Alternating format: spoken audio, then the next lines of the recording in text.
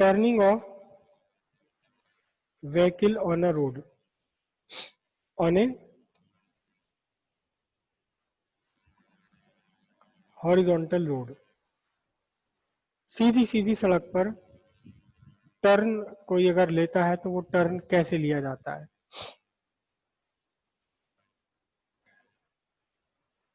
ये एक रोड है, मतलब एक मोड़ है, घुमाव है रोड पर कहीं, और यहां से कोई एक गाड़ी आ रही है, यहां से एक गाड़ी आ रही है, ये सामने से गाड़ी आ रही है, और चलते चलते ये गाड़ी इस पर टर्न लेती है, चलते चलते ये गाड़ी इसके ऊपर टर्न ले रही है।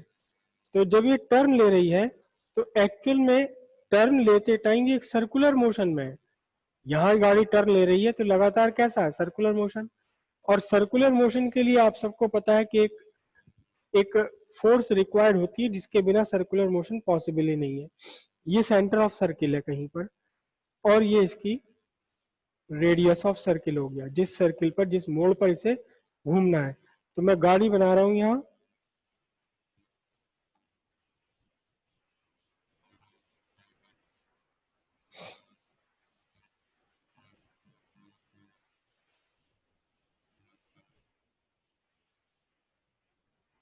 मतलब ये गाड़ी ऐसे घूमती हुई सामने से आ रही है, मैंने गाड़ी का फ्रंट बनाया है, फ्रंट, सामने से गाड़ी आ रही है और घूम रही है। तो क्या चाहिए इसे, इसे गाड़ी को एक सेंट्रीपिटल फोर्स चाहिए टुवर्ड्स द सेंटर, इस सेंटर की तरफ को एक फोर्स चाहिए, सेंट्रीपिटल फोर्स, मैंने इसको लिखा FC, सेंट्रीपिटल फोर्स। अब वो सेंट्रीपिटल फोर्स आती कहां से है, सीधी सीधी बात है, इस गाड़ी वालों को बीच में रुकना पड़ता है, सड़क पर ही सामने ही दुकान है तुलाराम जी की, वहां से सेंट्रीपिटल फोर्स लेता है और फिर आगे जाता है, मुड़ जाता है। जैसे कोई मोड़, अगला मोड़ आता है, पहले रुकता है, फिर कोई दुकानदार ढूंढता है, फिर वहां से सेंट्रीपिटल फोर्स लेता है और फिर मोड़ मिल जाता है। ऐसे ही होता है ना, ऐसे ही होता है नहीं। यहां इस कंडीशन में, इस कंडीशन में जो फोर्स ऑफ फ्रिक्शन है, फ्रिक्शन है between road surface, between road surface and tyres, यही काम करने लगता है, किसकी तरह काम करने लगता है, ये सेंट्रीपिटल फोर्स की तरह से काम करना शुरू कर देता है। कौन, friction between road and surface. Friction जो है, अगर बाय द वे फ्रिक्शन ना मिल पाए तो टर्निंग इफेक्ट नहीं आएगा, सड़क पर कार सर्कुलर पाथ पर नहीं मूव कर पाएगी। तो सेंट्रीपिटल फोर्स कितना है, mv² r, और फोर्स ऑफ फ्रिक्शन कितना होता है, म्यू के इंटू mg, क्योंकि चलते में है तो इसलिए काइनेटिक फ्रिक्शन हम यूज करेंगे। तो फिर m से तो m कैंसिल हो गया, देखो v² क्या बचा, v² आपका बचा कितना, म्यू के आर जी, और वेलोसिटी कितनी होगी, स्क्वायर रूट ऑफ म्यू के आर जी मीटर पर सेकेंड, ये वेलोसिटी है। और आप में से कोई बच्चा अगर कभी कहीं पहाड़ों पर गए हो, तो पहाड़ों पर तो रास्ते बहुत सारे मोड़ होते हैं, हर मोड़ से पहले, हर टर्न से पहले, कभी इस बार अगर जब जाना हो तब आप देखना जरा ध्यान से, हर टर्न से पहले एक बोर्ड लगा दिया जाता है सड़क के किनारे। ये सड़क थी, सड़क के किनारे एक बोर्ड लगा दिया जाता है, इसके ऊपर लिखा होता है, अक्सर मैंने देखा 40 किलोमीटर या 20 किलोमीटर या 25 किलोमीटर, इसके ऊपर लिखा हुआ है 40 किलोमीटर। तो ये 40 किलोमीटर क्यों लिखा जाता है, 40 किलोमीटर क्यों लिखा जाता है, इसका मतलब होता है अगर इससे तेज गिर जाए, क्या क्या क्या क्या बता रहे हो सर इससे तेज स्पीड करेंगे तो नीचे गिर जाएंगे, हाँ, मोड़ तो तेज स्पीड लेते करेंगे वक्त। तो नीचे खाई में जाके गिरेंगे। तो 40 किलोमीटर पर आवर स्पीड लिखी, ये मैक्सिमम स्पीड है कि इस मोड़ को पर जब आपको मुड़ना है, इस मोड़ पर जब आपको टर्न लेना है तो मैक्सिमम कितनी स्पीड रखनी है पड़ेगी? 40 किलोमीटर पर आवर की मैक्सिमम स्पीड रखनी पड़ेगी जब इस मोड़ पर आपको टर्न लेना है तो। और ये स्पीड कहाँ से डिसाइड होती है? ये स्पीड डिसाइड होती है यहाँ से।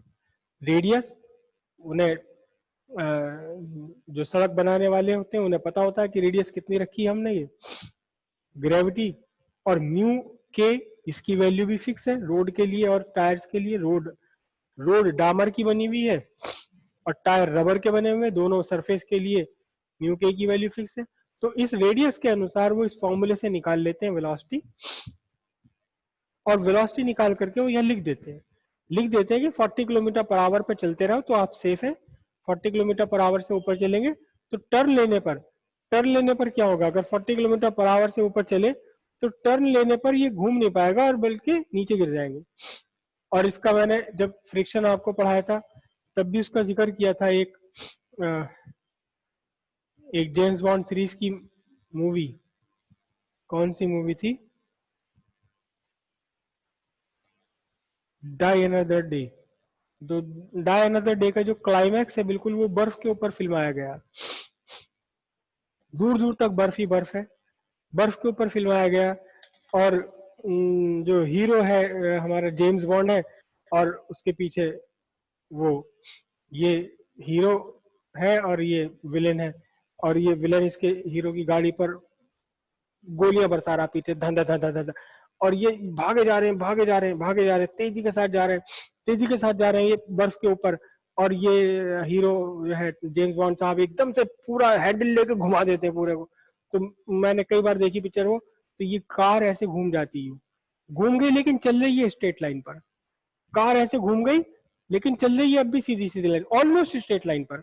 हालांकि जीरो फ्रिक्शन तो कभी भी नहीं होता, लेकिन सर्कुलर पाथ पर टर्न लेने के लिए, सर्कुलर पाथ पर चलने के लिए चाहिए फ्रिक्शन। लेकिन फ्रिक्शन बर्फ में मिलता नहीं, बर्फ तो चिकनी चीज है बिल्कुल बढ़िया। तो इसने गाड़ी ली तो गाड़ी के पहिए तो घूम गए, तो गाड़ी घूम गई, लेकिन ये गाड़ी लगभग अब भी लगभग स्ट्रेट लाइन पर चलती रहती। क्यों? क्योंकि यहाँ इस फॉर्मूले में म्यू के की वैल्यू बहुत कम है। तो अगर बहुत हल्की सी स्पीड पर टर्न लेता हो तो गाड़ी टर्न ले लेती, मोड़ ले लेती गाड़ी, लेकिन म्यू के की तो वैल्यू बहुत कम है और रेडियस उसको छोटी रखनी, जल्दी से टर्न लेना है बचने के लिए।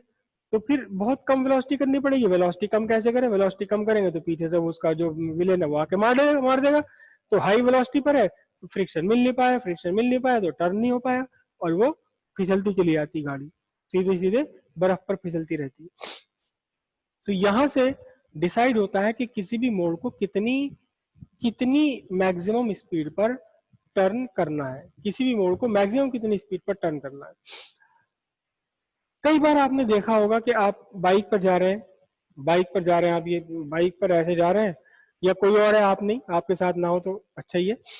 बाइक पर जा रहा था और पीछे अपना कोई था, उसको स्टाइल मारना था उसने एकदम स्टाइल मारा, गाड़ी एकदम घुमा दी, पलट दी, यूं करके पलट दी, ब्रेक मारे जबरदस्त तरीके से, ऐसे जाते हुए दें उल्टा कर दिया गाड़ी को एकदम।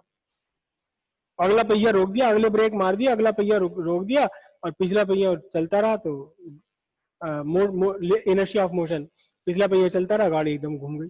लेकिन कभी कभी ऐसा होता है स्टाइल मारने वाले के हाथ पैर टूट जाते हैं। क्यों टूट जाते हैं हाथ पैर? कि उसे पता नहीं कि नीचे बारिश है, और नीचे वो जो गाय वाय भैंस वैस गई थी यहाँ से, उनका गोबर पड़ा हुआ ताजा बढ़िया, उसने सरफेस को कर दिया चिकना। इसने ब्रेक मारे, लेना था इसको टर्न, बढ़िया वाला टर्न लेना था, एकदम से घुमानी थी गाड़ी को, और फ्रिक्शन मिला नहीं तो क्या होगा? बेचारी गाड़ी तो टर्न लेगी नहीं, और ये क्या होगा? नीचे पलट के नीचे गिर गई, हाथ पैर वैर टूट गए इसकी। तो जब भी टर्न कहाँ से मिलेगा? फ्रिक्शन से मिलेगा, फोर्स ऑफ फ्रिक्शन से मिलेगा। अगर सड़क पर पानी पड़ा हुआ है, चिकनी है, गीली है, या कुछ और गंदगी पड़ी हुई है, फ्रिक्शन कम हो गया तो ये जो फ्रिक्शन फोर्स थी, ये friction force centripetal force provide नहीं कर पाई जितनी सेंटीपिटल फोर्स चाहिए थी। अक्सर जो स्टाइल मारने में लड़के बहुत छोटी रेडियस का टर्न लेते हैं, आप देखो ध्यान से, इस पूरे के पूरे फॉर्मूले में आर की वैल्यू डिनोमिनेटर जितना छोटा होगा ये बड़ा होता चला जाएगा, यानी बहुत बड़ी वो चाहिए फ्रिक्शन फोर्स। और भाई दी में सड़क थी गीली है चिकनी, वो म्यू के की वैल्यू बहुत छोटी थी, ये पूरी फ्रिक्शन नहीं मिल पाई, निकल गया सारी उसकी जो हीरोपंती थी वो सब वहां नीचे निकल गई कीचड़ में कपड़े, और हाथ पैर टूट गए, दो चार लोगों ने उठाया गाली दी।